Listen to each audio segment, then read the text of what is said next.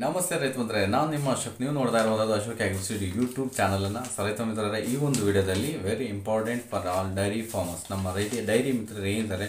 So ನಿಮಗೆ maximum ಕಡಿಮೆ ಖರ್ಚಿನಲ್ಲಿ, ಸೊ ಏನಿಲ್ಲ ನಮಗೊಂದು ಮಂತ್ಲಿ ಮೇಂಟೆನೆನ್ಸ್ ಇರುತ್ತೆ. ಸೊ ಅದು ತೀರಾ ಕಡಿಮೆ ಮಾಡಿಕೊಂಡಾಗ, ನಮ್ಮ ಒಂದು ಖರ್ಚುಗಳು ಕಡಿಮೆ ಮಾಡಿಕೊಂಡಾಗ ಸೊ ಆದಾಯ ಅಂತಕ್ಕಂಥದ್ದು ಹೆಚ್ಚಾಗ್ತಾ ಹೋಗ್ತದೆ. ಸೊ ನಮ್ಮ ಹಿರಿಯರು ಹೇಳ್ತಾರೆ, ನೀನು ಎಲ್ಲಿ ₹1 ಉಳಿತಾಯ ಮಾಡ್ತೀಯೋ ಸೊ ಅಲ್ಲಿ ₹1 ನಿನಗೆ ಆದಾಯ ಬಂದಂತೆ ಅಂತ. ಖಂಡಿತ ಅದು ನಿಜ. ಸೊ ನಾವು ಎಲ್ಲಿ ಉಳಿತಾಯ ಮಾಡಲಿಕ್ಕೆ ಮ್ಯಾಕ್ಸಿಮಮ್ ಕಷ್ಟಪಡ್ತೀವಿ, ಸೊ ಅದು ಖಂಡಿತ ನಮ್ಮ ಆದಾಯ ಅಂತ ನಾವು ಹೇಳ್ಬೋದು. ಸೊ ಹಾಗಾದ್ರೆ ನಾವು ಇವತ್ತು ಏನು ಉಳಿತಾಯ ಮಾಡಲಿಕ್ಕೆ, ಯಾವ ರೀತಿ ಉಳಿತಾಯ ಮಾಡಬೇಕು ಮತ್ತು ಯಾವುದರಲ್ಲಿ ಉಳಿತಾಯ ಮಾಡ್ತಿದ್ದೀವಿ ಅನ್ನೋದನ್ನ ಖಂಡಿತ ಹೇಳ್ತಾ ಹೋಗ್ತೀನಿ. ಅದರಲ್ಲಿ ಮುಖ್ಯವಾಗಿ ಕ್ಯಾಲ್ಶಿಯಂ.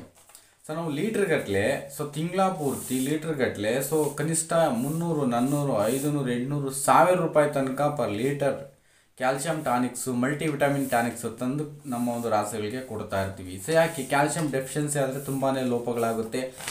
ಸೊ ನಾವು ಕೊಡುವಂತಹ ಮೇವಲ್ಲಿ ಕ್ಯಾಲ್ಶಿಯಮ್ಸ್ ಸಿಗದೇ ಇರಬಹುದು. ಸೊ ಇದ್ರ ಬಗ್ಗೆ ಮಾಹಿತಿಯನ್ನು ಖಂಡಿತ ನಿಮ್ಗೆ ಈ ಒಂದು ವಿಡಿಯೋದಲ್ಲಿ ಕೊಡ್ತಾ ಹೋಗ್ತೀನಿ. ಯಾವ್ಯಾವ ಮೇವಲ್ಲಿ ಎಷ್ಟೆಷ್ಟು ಕ್ಯಾಲ್ಶಿಯಂ ಸಿಗುತ್ತೆ, ಸೊ ಯಾವ ಹಂತದ ಕರುಗಳಿಗೆ ಮತ್ತು ರಾಸುಗಳಿಗೆ ಎಷ್ಟೆಷ್ಟು ಕ್ಯಾಲ್ಶಿಯಂ ಕೊಡಬೇಕು, ಒಂದು ವೇಳೆ ಕರುಗಳಿಗೆ ಮತ್ತು ಇವುಗಳಿಗೆ ಕೊಡದೇ ಇದ್ದು ಪರವಾಗಿಲ್ವಾ. ಸೊ ಹಾಗೇನೆ ನಾವು ಎಷ್ಟು ಅಂದರೆ ಕಂಪನಿ ಕ್ಯಾಲ್ಶಿಯಂ ಒಂದು ವಿಟಮಿನ್ಸ್ ಇರುವಂತಹ ಒಂದು ಸಿರಪ್ಗಳು ಅಥವಾ ಮತ್ತು ಟಾನಿಕ್ಗಳಿಗೆ ನಾವು ಎಷ್ಟೆಲ್ಲ ಖರ್ಚು ಮಾಡ್ತಾ ಇದ್ದೀವಿ, ಕಡಿಮೆ ಖರ್ಚಲ್ಲೂ ಮಾಡ್ಕೋಬೋದ. ಖಂಡಿತ ವೆರಿ ವೆರಿ ಬೆಸ್ಟಾಗಿ ಒಂದು ₹20-30 ತಿಂಗಳಿಗಾಗುವಂತಹ ಕ್ಯಾಲ್ಶಿಯಮನ್ನು ನಾವು ಖಂಡಿತ ಮೇಂಟೈನ್ ಮಾಡ್ಬೋದು. ಹೇಗೆ ಏನೋ ಅಂತ ವಿಡಿಯೋಲಿ ಹೇಳ್ತಾ ಹೋಗ್ತೀನಿ. ಖಂಡಿತ ವಿಡಿಯೋನ ಕೊನೆ ತನಕ ನೋಡಿ, ಸ್ಕಿಪ್ ಅಂತೂ ಮಾಡಬೇಡಿ. ಸೊ ಹಾಗೇನೇ ಒಂದು ವಿಡಿಯೋ ಅಂತೂ ಲೈಕ್ ಅಂತೂ ಮಾಡಿ ಈ ಒಂದು ವಿಡಿಯೋಗೆ. ಸೊ ಯಾಕೆ ಅಂತಂದರೆ ಇದು ನಮಗೆ ಇನ್ಸ್ಪಿರೇಷನ್ ಆಗಿ ಖಂಡಿತ ಮೋಟಿವೇಶನ್ ಆಗುತ್ತೆ ನೆಕ್ಸ್ಟ್ ಇನ್ನೂ ಹೊಸ ಹೊಸ ವಿಡಿಯೋಗಳನ್ನು, ಒಳ್ಳೆ ಟಾಪಿಕ್ಗಳನ್ನು ನಿಮ್ಮ ಮುಂದೆ ಮಾತಾಡಲಿಕ್ಕೆ. ಓಕೆ, ಈ ಒಂದು ವಿಡಿಯೋದಲ್ಲಿ ಮುಖ್ಯವಾಗಿ ನಾವು ಕ್ಯಾಲ್ಶಿಯಂ ಬಗ್ಗೆ ಮಾತಾಡ್ತೀವಿ. ಸೊ ಕ್ಯಾಲ್ಶಿಯಂ ಅನ್ನೋದು ಡೈರಿ ಫಾರ್ಮ್ ರೈತರ ಕಿವಿಯಲ್ಲಿ ಪದೇ ಪದೇ ಗುಣಗುಟ್ಟುವಂಥ ಒಂದು ಪದ. Calcium calcium calcium. ಎಸ್, ಅದು ಖಂಡಿತ. ಹಾಲಿನ ಉತ್ಪಾದನೆ ಹೆಚ್ಚಾಗಬೇಕಂದ್ರೂ ಕ್ಯಾಲ್ಶಿಯಂ ಕಂಪಲ್ಸರಿ ಬೇಕು. ಹಾಲಿನ ಇಳುವರಿ ಕಡಿಮೆ ಆಯಿತು ಅಂದ್ರೆ ಅದಕ್ಕೆ ಕಾರಣ ಕ್ಯಾಲ್ಶಿಯಂ ಆಗಿರುತ್ತೆ. ಸೊ ಬೇರೆ ಕಾರಣಗಳ ಇರಬಹುದು, ಬಟ್ ಮೇನ್ ರೀಸನ್ ಮೇಜರ್ ಆಗಿ ನಾವು ಕ್ಯಾಲ್ಶಿಯಮನ್ನು ಪರಿಗಣಿಸ್ತೀವಿ. ಇಲ್ಲಿ ಕ್ಯಾಲ್ಶಿಯಂ ಡೌನ್ ಆಯಿತು ಅಂತಂದರೆ ಕೇವಲ ಹಸುವಿನ ಟೋಟಲ್ ಸಿಸ್ಟಮ್ ಅನ್ನೋದು ಡ್ರಾಪ್ ಆಗ್ತಾ ಹೋಗ್ತದೆ. ಅದರ ಎಫಿಷಿಯನ್ಸಿ ಡ್ರಾಪ್ ಆಗುತ್ತೆ, ಅದರ ಸದೃಢತೆ ಡ್ರಾಪ್ ಆಗುತ್ತೆ. ಸೊ ಎಲ್ಲಿ ತನಕ ಅಂದರೆ ಈಗ ನೀವು ಕ್ಯಾಲ್ಶಿಯಂ ಕೊಡ್ತಾ ಇಲ್ಲ, ಸೊ ನಮ್ಮ ಆ ರಾಸುಗಳಿಗೆ ಮೇವಲ್ಲೇ ಸಿಗುತ್ತೆ ಬಿಡುವಂತ ನಾವೇನಾದರೂ ನೆಗ್ಲೆಕ್ಟ್ ಮಾಡಿದ್ರೆ, ಸೊ ನಾವು ಕೊಡುವಂತಹ ಮೇವು, ಮುಖ್ಯವಾಗಿ ನಾವು ಈಗ ಮೇವದ ಬಗ್ಗೆ ಹೇಳ್ತೀನಿ. ಸೊ ಯಾವ್ಯಾವ ಮೇವಲ್ಲಿ ಕ್ಯಾಲ್ಶಿಯಂ ಎಷ್ಟಾಗಿರುತ್ತೆ ಅಂದರೆ, ನೀವು ಹೆಚ್ಚಿನದಾಗಿ ದ್ವಿದಳ ಧಾನ್ಯಗಳ ಒಂದು ಮೇವನ್ನು ಒಣಗಿಸಿ ಕೊಡೋದ್ರಿಂದ ಕ್ಯಾಲ್ಶಿಯಂ ಬೆಸ್ಟಾಗಿ ಸಿಗುತ್ತೆ ನಿಮಗೆ. ಸೊ ಇಲ್ಲಿ ಹಾಲು ಕೊಡುವಂಥ ಹಸುಗಳನ್ನು ಬಿಟ್ಟು ಇತರೆ ಯಾವುದೇ ರಾಸುಗಳಾಗಲಿ ದ್ವಿದಳ ಧಾನ್ಯಗಳ ಒಣ ಮೇವು ಕೊಟ್ಟರೆ ಅದಕ್ಕೆ ನಾವು ಅಡಿಷ್ನಲ್ ಆಗಿ ಕ್ಯಾಲ್ಶಿಯಂ ಕೊಡುವಂಥ ಅವಶ್ಯಕತೆ ಇಲ್ಲ. ಸೊ ಇದು ನಿಮಗೆ ಜ್ಞಾಪಕದಲ್ಲಿ. ನೆಕ್ಸ್ಟ್, ಹಾಲು ಕೊಡುವಂಥ ಹಸುಗಳಿಗೆ ಕಂಪಲ್ಸರಿ ಕೊಡಬೇಕಾಗುತ್ತೆ. ಕನಿಷ್ಠ ಒಂದು 5 ಲೀಟ್ರ್ ಹಾಲು ಕೊಡ್ತಿದ್ರೆ ಒಂದು 50 ml ಅಷ್ಟಾದರೂ ಕ್ಯಾಲ್ಶಿಯಮನ್ನು ಕಂಪಲ್ಸರಿ ನಾವು ಕೊಡಬೇಕು ಪರ್ ಟೈಮ್. ಒಂದು 10 ಲೀಟ್ರ್ಗಿಂತ ಮೇಲೆ ಕೊಡ್ತಿದೆ ಅಂದರೆ 100 ml ಆದರೂ ಕಂಪಲ್ಸರಿ ಕ್ಯಾಲ್ಶಿಯಮನ್ನು ಕೊಡಬೇಕಾಗುತ್ತೆ. ಸೊ ಅದು ಜ್ಞಾಪಕ ಇರಬೇಕು. ಓಕೆ, ಈ ಒಂದು ಕ್ಯಾಲ್ಶಿಯಂ ಡೆಫಿಷಿಯನ್ಸಿ ಏನಾದರೂ ಆಯಿತು ಅಂತ ಅಂದರೆ, ಸೊ ಉಷ್ಣಾಂಶ ಕಡಿಮೆ ಆಗುತ್ತೆ, ಹಾಲಿನ ಒಂದು ಉತ್ಪಾದನೆ ಕಡಿಮೆ ಆಗುತ್ತೆ, ದೇಹದಲ್ಲಿ ಉಷ್ಣಾಂಶ ಕಡಿಮೆ ಆಗುತ್ತೆ. ಈ ಒಂದು ಬ್ಲಡ್ಡಲ್ಲೂ ಸಹ ಕ್ಯಾಲ್ಶಿಯಂ ಡೌನ್ ಆಗ್ತಾ ಹೋಗ್ತದೆ. ಇದು ನಾವು ಏನಾದರೂ ಒಂದು ತಿಂಗಳ ತನಕ ನಾವು ಕ್ಯಾಲ್ಶಿಯಂ ಕೊಡಲಿಲ್ಲ ಅಂತಂದರೆ ಈ ಬೋನ್ಸಲ್ಲಿ ಸ್ಟೋರ್ ಆಗಿರುವಂತಹ ಡೆಪಾಸಿಟ್ ಆಗಿರುವಂಥ ಕ್ಯಾಲ್ಶಿಯಂ ಸಹ ಹಾಲಿನ ಮುಖಾಂತರ ಹೊರಕ್ಕೆ ಬರುತ್ತೆ. ಅಂದರೆ ಅಲ್ಲಿಂದ ತೆಗೆದುಕೊಳ್ಳುತ್ತೆ. ಬೋನಲ್ಲಿ ಏನು ಡೆಪಾಸಿಟ್ ಆಗಿರುತ್ತೆ ಅಲ್ಲಿ ಸ್ಟೋರೇಜ್ ಆಗಿರುತ್ತೆ, ಸಂಗ್ರಹವಾಗಿರುತ್ತೆ. ಆ ಕ್ಯಾಲ್ಶಿಯಂ ಎಲ್ಲ ಹೊರಗೆ ಬಂದ ನಂತರ ಸೊ ಮೂಳೆಗಳಲ್ಲಿ ಸದೃಢತೆ ಕಳ್ಕೊಂಡು ಸೊ ರಾಸುಗಳು ನೆಲಕ್ಕೆ ಕುಸಿದು ಬೀಳ್ತವೆ. ಹಾಲಿನ ಜ್ವರ, ಮಿಲ್ಕ್ ಫೀವರ್ ಅನ್ನೋದಾಗ್ತಕ್ಕಂಥದ್ದು. ಸೊ ಈ ರೀತಿಯಾಗಿ ತೊಂದರೆಗಳು ಖಂಡಿತ ಕ್ಯಾಲ್ಶಿಯಮಿಂದ ಬರ್ತಕ್ಕಂಥದ್ದು. ಸೊ ಇದನ್ನೆಲ್ಲ ಕಂಪಲ್ಸರಿ ನಾವು ಅವಾಯ್ಡ್ ಮಾಡಬೇಕು ಅಂತ ಅಂದರೆ ದ್ವಿದಳ ಧಾನ್ಯಗಳ ಮೇವು, ಒಣ ಮೇವನ್ನು ಕೊಡೋದ್ರಿಂದ ಅದರ ದೇಹ ನಿರ್ವಹಣೆಗೆ ಕ್ಯಾಲ್ಶಿಯಂ ಓಕೆ. ನೀವು ಹಾಲಿನ ಉತ್ಪಾದನೆಗೂ ಅದೇ ಆಗುತ್ತಾ ಅಂದರೆ ಆಗಲ್ಲ. ಅಡಿಷ್ನಲ್ ನೀವು ಒಂದು 50 ml ಅಷ್ಟು ಕ್ಯಾಲ್ಶಿಯಂ ಕೊಡಲೇಬೇಕಾಗುತ್ತೆ. ಓಕೆ, ಇಷ್ಟು ನಿಮಗೆ ಮನದಟ್ಟಾಗಿರ್ತಕ್ಕಂಥದ್ದು.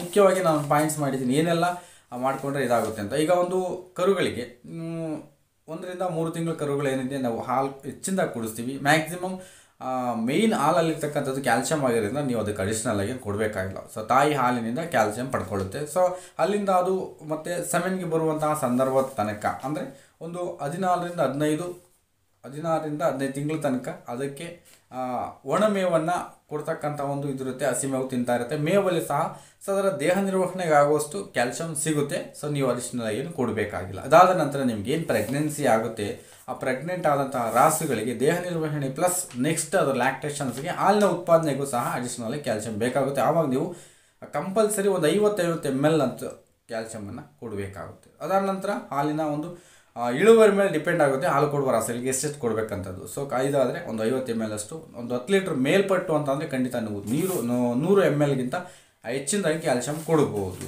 ಹೆಚ್ಚಾಗಿ ಜಾಸ್ತಿ ಕೊಟ್ಟರೆ ಏನಾದರೂ ತೊಂದರೆ ಆಗುತ್ತೆ? ಕ್ಯಾಲ್ಶಿಯಮ್ಸ್ ಏನೂ ತೊಂದರೆ ಆಗೋಲ್ಲ. ಸೊ ನೀವು ಹೆಚ್ಚಾಗಿ ಕೊಟ್ಟರೆ ಏನಾಗುತ್ತೆ ಅಂತಂದರೆ ಈಗೇನಿದು ಬ್ಯಾಂಕಲ್ಲಿ ನಾವು ಸಾಲಕ್ಕಿಂತ ಹೆಚ್ಚು ಕಟ್ತೀವಿ ಅಂದರೆ ಕಟ್ತಾರೆ, ನಿಮ್ಮ ಅಂದರೆ ಸಾಲ ಇರೋದನ್ನ ಕಟ್ಕೊಂಡು ಮಿಕ್ಕಿರ್ತಕ್ಕಂಥ ತಗೋದು ನಿಮ್ಮ ಸೇವಿಂಗ್ ಅಕೌಂಟ್ಗೆ ಡೆಪಾಸಿಟ್ ಮಾಡ್ತಾರೆ. ಆ್ಯಸ್ ಇಟ್ ಈಸ್ ನೀವು ಹೆಚ್ಚಿನದಾಗಿ ಏನಾದರೂ ಕ್ಯಾಲ್ಶಿಯಂ ಏನಾದರೂ ಕೊಟ್ಟರೆ, ನೀವು ಕೊಡೋ ಅಂದರೆ ಎಷ್ಟು ಲಿಮಿಟ್, ಈಗ ಒಂದು 100 ಗ್ರಾಮ್ ಇದೆ, ಅದಕ್ಕಿಂತ ಹೆಚ್ಚಾಗಿ ನಾನು 150 ಗ್ರಾಮ್ ಕೊಟ್ಟಿದ್ದೀನಿ ಅಂತ ಅಂದರೆ ಇನ್ನು 50 ಗ್ರಾಮ್ ಖಂಡಿತ ಅದು ಮೂಳೆಗಳಲ್ಲಿ ಸ್ಟೋರ್ ಆಗ್ತಕ್ಕಂಥದ್ದು, ರಕ್ತದಲ್ಲಿ ಸ್ಟೋರ್ ಆಗ್ತಕ್ಕಂಥದ್ದು ಡೆಪಾಸಿಟ್ ಆಗುತ್ತೆ. ಅದು ನೆಕ್ಸ್ಟ್ ಲ್ಯಾಕ್ಟೇಷನ್ಸ್ ನೆಕ್ಸ್ಟ್ ದಿನಗಳಲ್ಲಿ ಏನಾದರೂ ಕ್ಯಾಲ್ಶಿಯಂ ಕೊಡೋದು ಮರ್ತೋದೆ ಅಂದರೆ ಅಲ್ಲಿಂದ ಅದು ಹಾಲಿಗೆ ಹೊರ ಬರ್ತಕ್ಕಂಥದ್ದು ಆಗುತ್ತೆ. ಸೊ ಹೆಚ್ಚಿಗೆ ಕೊಟ್ಟಿರುವಾಗ ನಿಮಗೇನು ತೊಂದರೆ ಅಂತೂ ಆಗೋದಿಲ್ಲ. ಓಕೆ, ಸೊ ಹಾಗಾದರೆ ನಾವು ಕಡಿಮೆ ವೆಚ್ಚದಲ್ಲಿ ಹೇಗೆ ನಾವು ರಾಸುಗಳಿಗೆ ಒಂದು ಕ್ಯಾಲ್ಶಿಯಮನ್ನು ಕೊಡ್ಬೋದು ಅಂತ ಅಂದರೆ best of the best way limestone ಅಥವಾ ಸುಣ್ಣದ ಕಲ್ಲು.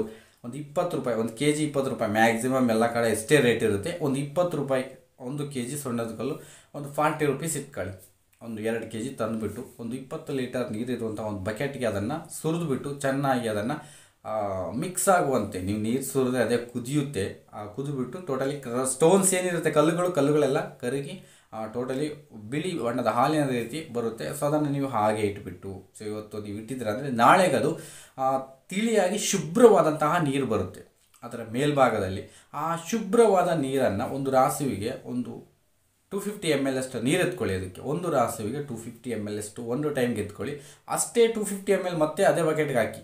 ಏನು 20 ಲೀಟರ್ಸ್ ಆಫ್ ವಾಟರ್ಗೆ ಸುಣ್ಣ ಹಾಕಿ ಸುರಿದಿರ್ತೀರಲ್ವ, ಆ ಒಂದು ನೀರಲ್ಲಿ 20 ಲೀಟರಲ್ಲಿ ಸೊ ನಿಮ್ಮದು ಒಂದು ಹಸು ಇತ್ತು ಅಂತಂದರೆ ಒಂದು 250 ml ನಷ್ಟು ನೀರು ಅದರಿಂದ ಎತ್ಕೊಳ್ಳಿ. ಫ್ರೀ ಅಂದರೆ ಶುಭ್ರವಾಗಿರುವಂತಹ, ತಿಳಿಯಾಗಿರುವಂತಹ, ಕ್ಲಿಯರ್ ಆಗಿರೋ ವಾಟರು. ಅದರಲ್ಲಿರುವಂತಹ ಬಿಳಿ ಬಣ್ಣದ ಸುಣ್ಣದ ನೀರನ್ನು ನೀವು ಕೊಡಬೇಡಿ. ಕ್ಲಿಯರ್ ಆಗಿರುವಂತಹ ಅಂದರೆ ಸುಣ್ಣ ಎಲ್ಲ ತಳದಲ್ಲಿ ಕೂತಿರುತ್ತೆ. ಸೊ ಆ ಮೇಲ್ಭಾಗದಲ್ಲಿರುವಂತಹ ಕ್ಲಿಯರ್ ವಾಟರನ್ನು ಒಂದು 250 ml ತೆಗೆದುಕೊಂಡು ಸೊ ನೀವು ಪ್ರತಿ ಹಸುವಿಗೂ ಕೊಡಬಹುದು. ಬೆಳಗ್ಗೆ ಸಾಯಂಕಾಲ ಕೊಡ್ತಾ ಹೋಗ್ಬೋದು. ಸೊ ಈ ರೀತಿ ನೀವು ಎಷ್ಟು ನೀರನ್ನು ಬಕೆಟಿಂದ ಎತ್ಕೊಳ್ತೀರೋ ಅಷ್ಟು ನೀರನ್ನು ಮತ್ತೆ ಆ ಬಕೆಟ್ಗೆ ಹಾಕಿ ಇದನ್ನು ಟೋಟಲಿ ಪ್ರೋಸೆಸ್ ಒಂದು ತಿಂಗಳ ತನಕ ಮಾಡಿ 40 ರೂಪಾಯಲ್ಲಿ ನಿಮ್ಮ ಕ್ಯಾಲ್ಶಿಯಂ ಸಮಸ್ಯೆ ಅನ್ನೋದು ತೀರಿ ಹೋಗುತ್ತೆ. ಜಸ್ಟ್ 40 ರೂಪೀಸಲ್ಲಿ 20ಇಂದ 40, 20 ರೂಪಾಯಿ 40 ರೂಪಾಯಿ. ನೀವು ಮಲ್ಟಿವಿಟಮಿನ್ ಸಿರಪ್ಗಳು ಮತ್ತು ಕ್ಯಾಲ್ಶಿಯಂ ಸಿರಪ್ಗಳು ಇವುಗಳಿಗೆ ಕನಿಷ್ಠ 300-400 ರೂಪಾಯಿ ಪರ್ ಲೀಟರು. ಸೊ ನೀವು ಕನಿಷ್ಠ 2-3 ಸಲ ತಂತು ಅಂತಲೇ 600 1000 ರೂಪಾಯಿ ದಡ ಅನ್ನುತ್ತೆ. ಒಂದು ತಿಂಗಳಲ್ಲಿ ನೀವು 1000 ರೂಪಾಯಿ ಕ್ಯಾಲ್ಶಿಯಮ್ಗೋಸ್ಕರ ಇಡಬೇಕಾಗುತ್ತೆ ರಾಸುಗಳಿಗೋಸ್ಕರ. ಸೊ ಇದನ್ನೆಲ್ಲ ಬೇಡ. ಸೊ ಈ ಒಂದು ಇದರಲ್ಲಿ ಎಷ್ಟಿರುತ್ತೆ ಅಂತಂದರೆ ನೀವು ತರುವಂತಹ ಮಲ್ಟಿವಿಟಮಿನ್ ಸಿರಪ್ ಒಂದು ಬಾಟ್ಲ್ ಏನಿದೆ ಅದನ್ನು ನೀವು 3-4 ದಿನದಲ್ಲೇ ಕೊಟ್ಟಿರ್ತೀರ. ಲೀಮ್ ಸ್ಟೋನ್ ವಾಟರ್ನ ಕೊಟ್ಟಾಗ, ಸುಣ್ಣದ ಈ ಒಂದು ತಿಳಿ ನೀರು ಕೊಟ್ಟಾಗ ಆ ಒಂದು 3-4 ಲೀಟರ್ ಬಾಟಲಲ್ಲಿ ಏನಿರುತ್ತೆ ಅದು 3-4 ದಿನದಲ್ಲೇ ಈ ನೀರನ್ನು ಕೊಡೋದ್ರ ಮುಖಾಂತರ ಕ್ಯಾಲ್ಶಿಯಂ ಸಫಿಷಿಯೆಂಟ್ ಆಗುತ್ತೆ. ಸೊ ಅದು ನೀವು ಖಂಡಿತ ಗಮನ ಇಟ್ಕೋಬೇಕು. ಸೊ ಅದರಿಂದ best of the best way ಈ ಒಂದು ಸುಣ್ಣದ ತಿಳಿ ನೀರಿನ ಕೊಡೋದ್ರ ಮುಖಾಂತರ ಕ್ಯಾಲ್ಶಿಯಮನ್ನು ಫುಲ್ಫಿಲ್ ಮಾಡ್ಬೋದು. ಖಂಡಿತ ನೀವು ಈ ಒಂದು ಮಾಡ್ತೀರಾ ಅಂತ ಹೇಳ್ತೀರಾ. ಅದ್ರ ಬಗ್ಗೆ ಏನಾದರೂ ನಿಮ್ಗೆ ಕನ್ಫ್ಯೂಷನ್ಸ್ ಇದೆ ಅಂದರೆ ಖಂಡಿತ ಕೇಳಿ, ನಾವು ಕ್ಲಿಯರಾಗಿ ಅದರ ಬಗ್ಗೆ ಒಂದು ಸಂಕ್ಷಿಪ್ತವಾಗಿ ನಾವು ಯಾವ ರೀತಿ ಮಾಡಬೇಕನ್ನೋ ವಿಡಿಯೋನು ಸಹ ಮಾಡ್ತೀನಿ. ಸೊ ಇಷ್ಟಂತೂ ಮಾಡಿಕೊಂಡು ಕ್ಯಾಲ್ಶಿಯಂ ಸಮಸ್ಯೆಯನ್ನು ಪರಿಗಣಿಸ್ಕೊಳ್ಳಿ. ಒಳ್ಳೆ ಹಾಲಿನ ಉತ್ಪಾದನೆ ಮಾಡ್ತಾ ಒಳ್ಳೆ ಆದಾಯವನ್ನು ಗಳಿಸಿ ಅಂತ ಹೇಳ್ತಾ ನಾನು ನಿಮ್ಮ ಅಶೋಕ್. ನಮಸ್ಕಾರ.